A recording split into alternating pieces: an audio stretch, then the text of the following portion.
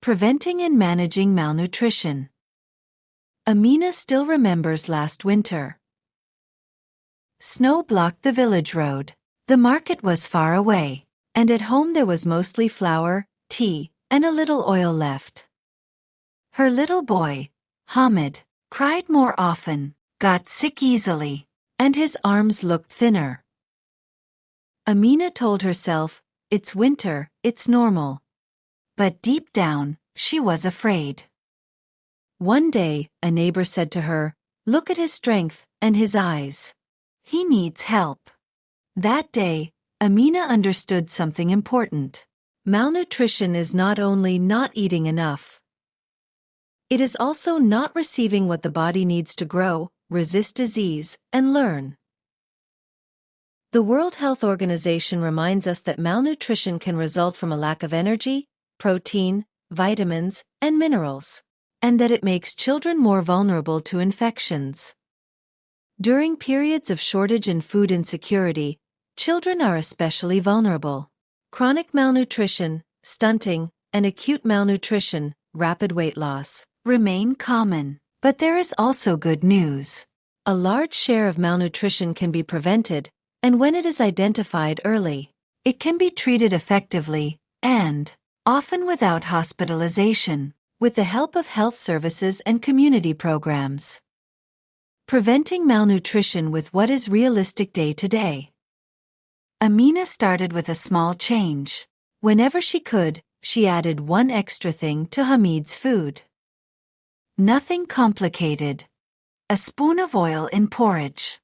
An egg when there was one. A bit of sour milk, if available. Lentils. Beans. A piece of carrot or pumpkin in the soup. Preventing malnutrition mostly means helping the child get energy, flour, rice, bread, oil.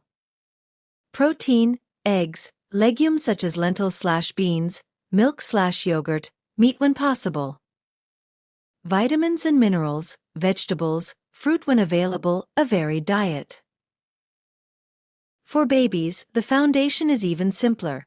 Exclusive breastfeeding up to 6 months, no water, no tea, no other foods. Then continuing breastfeeding up to 2 years or beyond, with gradual complementary feeding starting at 6 months. Amina also learned an important truth.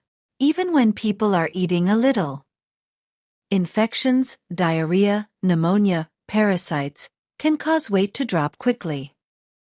It is a dangerous cycle.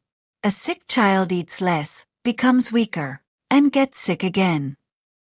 Prevention therefore also depends on practical actions, safest water possible, boiled if needed. Hand washing, before preparing food, before feeding, after using the toilet, well-cooked food. Seeking care quickly in case of diarrhea, because dehydration can kill fast. Warning signs, when should you worry? One morning, Amina's neighbor pinched Hamid's upper arm between 2 fingers and said, "Look, it's very thin."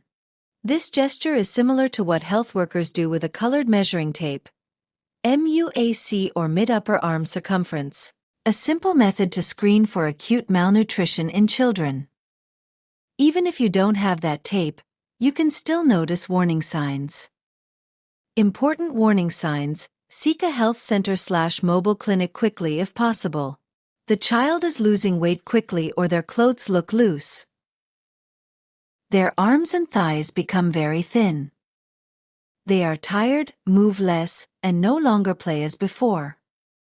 They eat very little or refuse almost everything. Diarrhea that lasts or comes back often. Vomiting and not keeping anything down. Prolonged fever, difficult cough, fast breathing. Swelling of feet, legs, face. This is a serious sign. Becoming drowsy, very weak, or fainting. And there are situations when you should not wait. If the child drinks poorly, breathes with difficulty, has blood in stool, has convulsions, or is very sleepy, this is an emergency. World Health Organization distinguishes in particular moderate acute malnutrition and severe acute malnutrition. The severe form, especially with complications such as infection, no appetite, edema, may require urgent medical care. Seeking care, what can the health system do and why go early? Amina hesitated. What if they judge me? What if they ask me for money? Then she met a community health worker who spoke to her simply. You are not alone. Many children need help, especially when food is scarce and illnesses are spreading. In many places, care is provided through programs close to families, community screening, follow-up, counseling, nutritional supplements. Children with acute malnutrition without complications can often be treated as outpatients, with ready-to-use therapeutic foods or supplements, and regular follow-up. Cases with complications must be referred to hospital, an approach recommended by WHO and widely used in community programs. Research brought together in systematic reviews shows that community-based management and the use of ready-to-use therapeutic foods can improve recovery, and that certain strategies such as, including active screening and follow-up, help reach more children. The key message Amina learned, and now repeats to other women, is, don't wait until the child becomes very weak. The earlier you seek care, the faster the recovery and the lower the risk.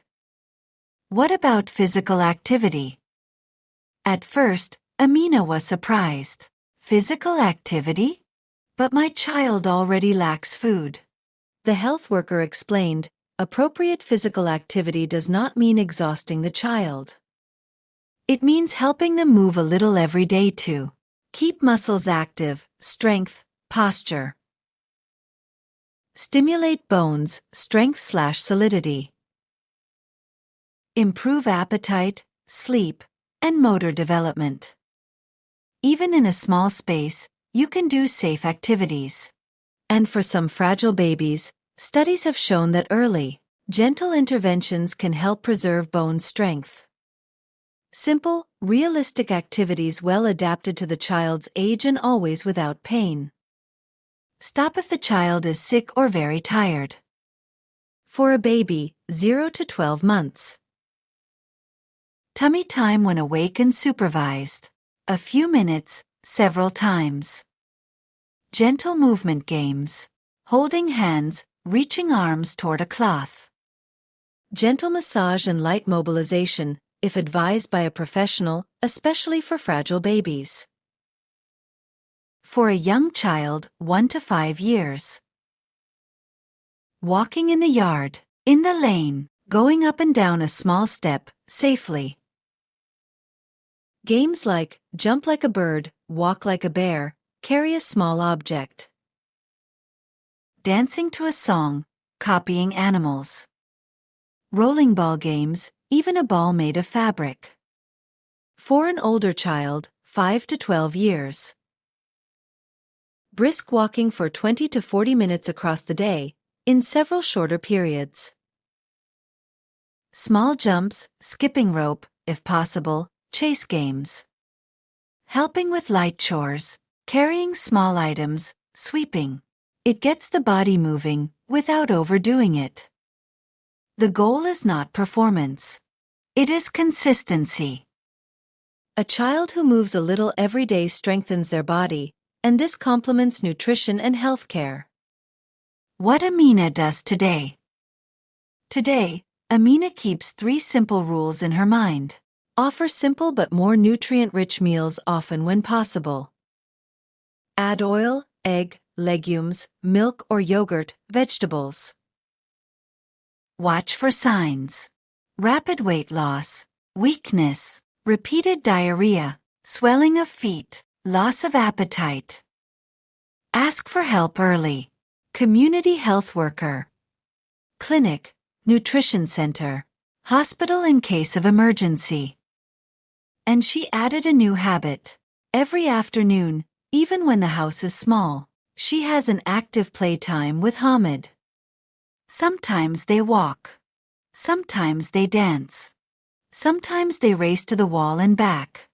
She says, I feed his stomach, but I also feed his muscles and bones.